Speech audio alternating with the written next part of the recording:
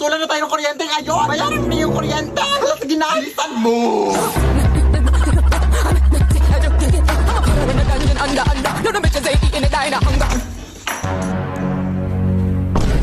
Ay, Diyos ko, ang haba naman ng pila dito.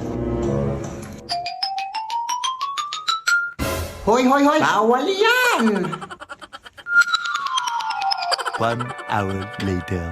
Good morning, ma'am. Lunch break na pala, ma'am. Naputa na ako.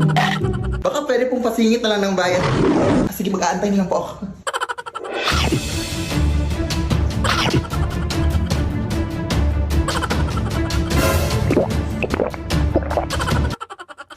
Ito po yung bayad ko, ma'am. Hoy, kulang yung pambayad mo. Kailangan nyo nang bayaran lahat ng yung buwan. Babalik na lang po ako, ma'am. Bilisan mo!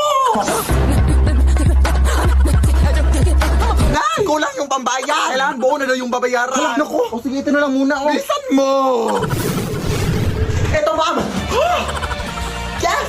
Ay, naubutan ka na ng cut-off time. Sarado na kami. Bukas ka na magbayad. O, kamusta na? Close na sila, Nay. Huwag ngayon, te! Pagod ako! Ay, sorry na. Saan ka ba kasi galing? Nagbayad ng bill sa kuryente. Huh? Alam mo bang pwede ka magbayad ng kuryente through Gcash, guys? Ha? Oo. Ilang pindot lang. Bayad ng mga bills mo sa Gcash Pay Bills. Totoong narinig, di guys. Pwede ka magbayad sa... Kain na! Anak, alam mo bang may espiritong babae na daw na naglilibot dito sa ating barangay? Ha? Ang pangalan niya ay Banshee. Siya ay kilala sa kanyang malakas na iyak. At kapag narinig mo daw ang kanyang iyak, pinabalaan ka daw niya na may mamamatay sa iyong pamilya. Pwede mo ka naman kwento ng mga kanyan. Ay, sarap pa talaga ng pagkain. O ayan, kaya rin na magkwento. Pero baka gawa-gawa lang yan ng mga tao dito. Wala naman siguro makakahulan ng kamatayan ng isang tao. Ay, pakiclose pala ng gate, nak. Nakalimutan kong isara.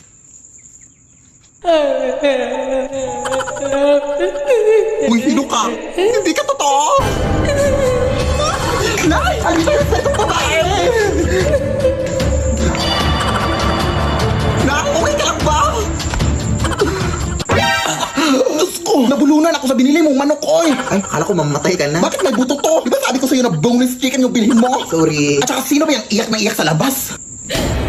Ano? Yan ba yung espiritu? Isa lang yung ibig sabihin nito, anak. May mamamatay sa bahay na to! Ay, oh my God!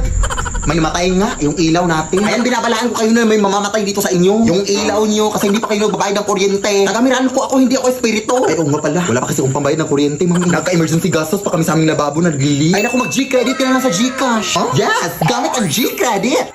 Kayang mabayaran ng kuryente kahit kinulang. Easy bayaran ng interest dahil mababa lang din ang tubo. At 0.17% interest daily. Kapag mas maaga magbayad, mas maliit ang interest. Kada 1,000 pesos na hiramin, 1.7 pesos lang ang interest araw-araw. Easy magbayad dahil kapag